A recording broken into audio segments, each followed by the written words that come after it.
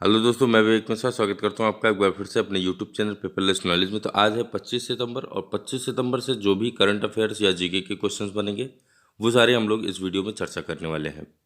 तो वीडियो को एकदम ध्यान से अंत तक देखिएगा, क्योंकि हम लोग लास्ट में 2-3 क्वेश्चंस पे चर्चा करते हैं जिसके आंसर आपको कमेंट बॉक्स में जाके देना होता है।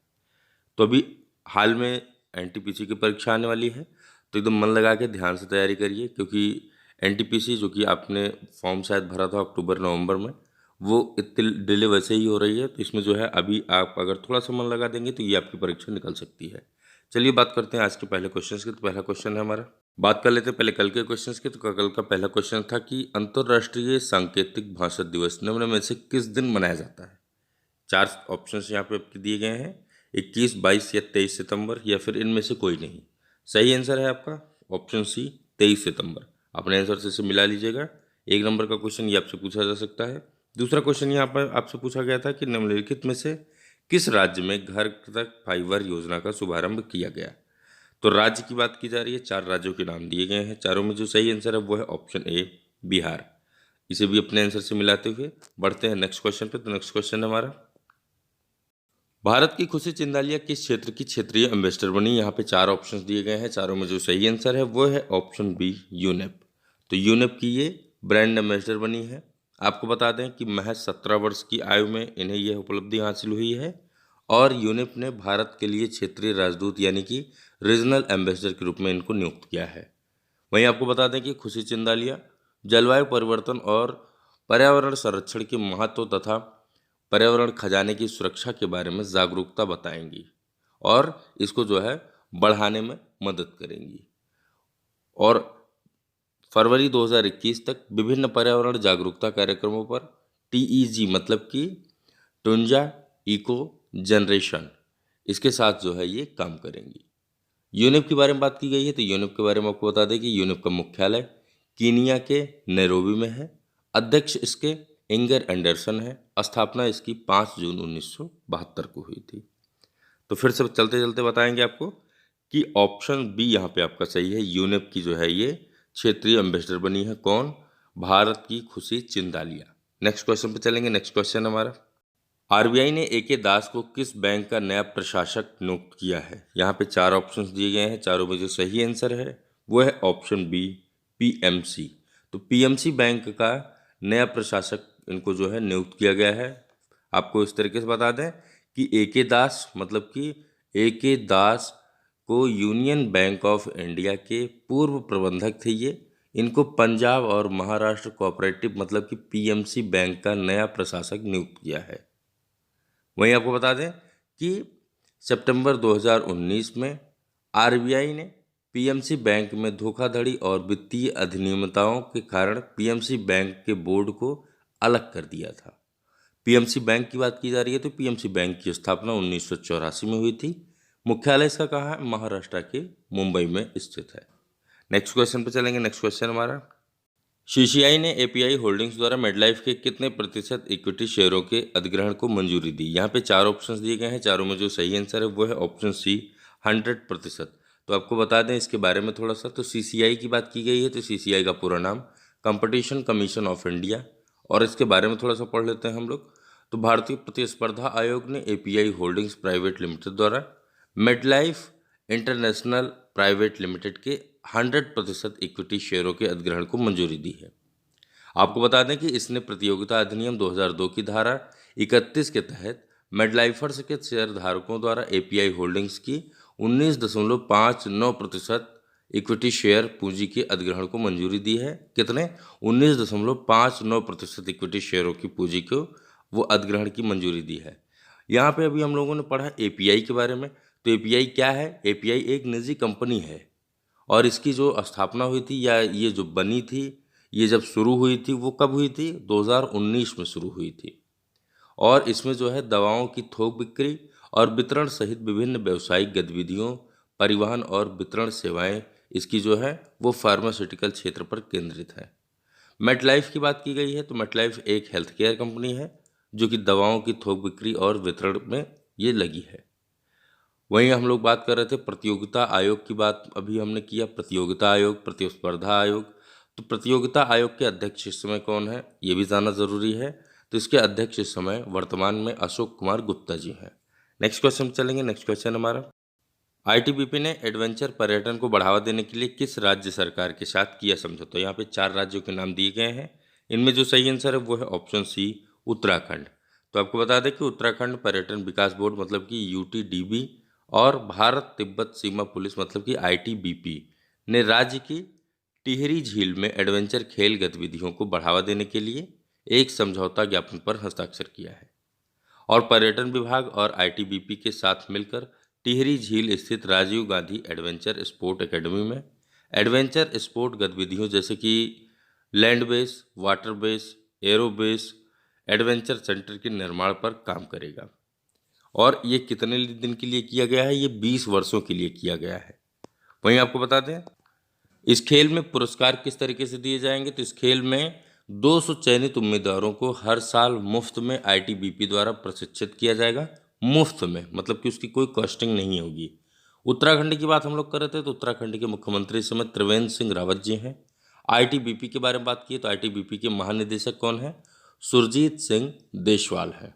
नेक्स्ट क्वेश्चन पे चलेंगे। नेक्स्ट क्वेश्चन हमारा, आयुष्मान भारत प्रधानमंत्री जन योजना के कार्यान्वयन के लिए भारत सरकार ने किस निकाय का गठन किया है? 4 ऑप्शंस दिए गए हैं यहाँ पे। चारों में जो सही आंसर है वो है ऑप्शन सी, राष्ट्रीय स्वास्थ्य प्राधिकरण।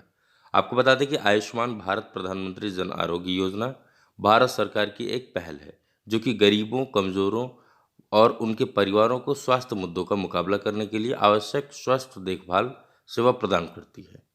वहीं आपको बता दें कि केंद्र सरकार ने नीति निर्माण कार्यान्वयन तंत्र एबीपीएमजेवाई के प्रभावी कार्यान्वयन के लिए राज्य सरकारों के साथ समन्वय स्थापित करने के लिए सोसाइटी पंजीकरण अधिनियम 1860 के तहत स्वायत्त इकाई राष्ट्रीय स्वास्थ्य एजेंसी की स्थापना की थी। लेकिन इसको बाद में आयुष्मान भारत प्रधानमंत्री जन आरोग्य योजना को लागू करने के लिए जिम्मेदार शीर्ष निकाय के रूप में इसे राष्ट्रीय स्वास्थ्य प्राधिकरण के रूप में बदल दिया गया।